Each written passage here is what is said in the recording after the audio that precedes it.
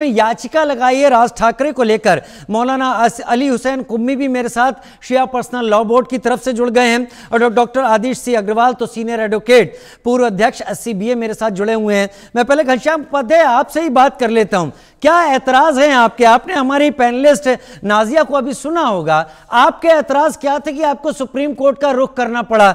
घनश्याम उपाध्याय, देखिए, पहले आप इस मुद्दे को समझने की कोशिश करिए कि मुद्दा क्या है। इनफैक्ट मुद्दा कुछ भी नहीं है। आपको मैं बता देना चाहता हूं कि जब उद्धव ठाकरे जी महाराष्ट्र के चीफ मिनिस्टर थे, उस टाइम उन्होंने एक कमेटी बनवाई थी और कमेटी के जो हेड थे, चेयरमैन थे, उनका नाम था, चेयरमैन का नाम जस्ट भी बता रहा हूं, उनका नाम था, एक मिनट, राघव डॉक्टर रघुनाथ मासलेकर मेरे ख्याल से नाम था उनका। वो शिक्षाविद, बहुत बड़े शिक्षाविद हैं वो। और उसके साथ चेयरमैन थे, उद्धव ठाकरे जी उसमें थे और उसमें के आपके महाराष्ट्र शिक्षा मंत्री थे। उसको देखिए, रिपोर्ट में उन्होंने एक डिटेल रिपोर्ट बनाई है और रिपोर्ट में उन्होंने रिकमेंड किया है कि महाराष्ट्र का विकास के लिए, महाराष्ट्रियन के विकास के लिए, बच्चों के विकास के लिए, आने वाली पीढ़ी के विकास के लिए मराठी के अलावा हिंदी और इंग्लिश मतलब एक सेकेंड लैंग्वेज पे मतलब उनको पढ़ाया जाए, शुरू से प्राइमरी से पढ़ाया जाए उनको। उन्होंने उसमें उसका जिक्र किया है और उसमें यह भी जिक्र किया गया है कि पूरे महाराष्ट्र में 38% लोग मराठी मीडियम से पढ़ते हैं, केवल 38%। महाराष्ट्र की बात मैं करता हूं। और अर्बन एरिया में 17%, 17।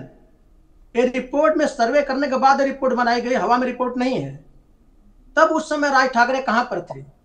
तो उस समय राज ठाकरे को नहीं सुना चाहिए कि हमारे महाराष्ट्र में मराठी का इतना नीचे लेवल क्यों है, क्यों मराठी बाकी स्कूलों में नहीं पढ़ाई, लोग मराठी में पढ़ क्यों नहीं, मराठी मीडियम से। और राज ठाकरे से पूछा जाए कि ये खुद अपने बच्चों की शिक्षा दीक्षा कैसे करवाए हैं? अगर मराठी के बड़े चैंपियन अगर है मराठी लैंग्वेज के, तो इनको बच्चों को मराठी मीडियम से पढ़ना चाहिए था। मुझे तो पता नहीं, लेकिन मैं ये बात दावे के साथ कह सकता हूँ, अगर पता किया जाए तो इनके बच्चे इंग्लिश मीडियम से पढ़े होंगे, ये शायद खुद इंग्लिश मीडियम से पढ़े होंगे। तो मराठी के नाम पे केवल देश में वैमनस्य फैलाना भाषा के नाम पे, और देखिए कोई विरोध इनफैक्ट है ही नहीं। आप देखिए मराठी और हिंदी की जो लिपि लिपि दोनों की है, मराठी जो है कि हिंदी की छोटी बहन कही जाती है। और जितनी घटनाएं घटी हैं, देखिए अगर कोई महाराष्ट्र में अगर है मराठी नहीं बोल रहा है, नहीं आता उसको बोलने के लिए, नहीं बोल पा रहा है, तो जरूरी नहीं है कि देश के सारे लोग सारी भाषाओं को जाने। हमारे देश में देखिए जो ऑफिशियल रिकॉर्ड है, पूरे देश में 121 भाषाएं हैं और 270 मदर टंग है, मतलब मातृभाषाएं पूरे देश में है 270। कल्पना कर सकते हैं कि हर आदमी हर भाषाओं को जाने, सारी भाषाओं को जाने? असंभव है करीब करीब। हाँ, अगर मराठी नहीं आते, आदमी नहीं बोल पाता है, तो उसको मराठा के, महाराष्ट्रियन के और मराठी के अपमान से कैसे जोड़ रहे हैं आप? और उसके बाद देखिए उद्धव की सरकार ने खुद इस रिपोर्ट बनवाया थे, उसको इम्प्लीमेंट करने वाली नहीं कर पाई, सरकार बदल गई। तो फडणवीस जी के गवर्नमेंट ने क्या किया, उसी को इंप्लीमेंट करने के नोटिफिकेशन निकाला जी।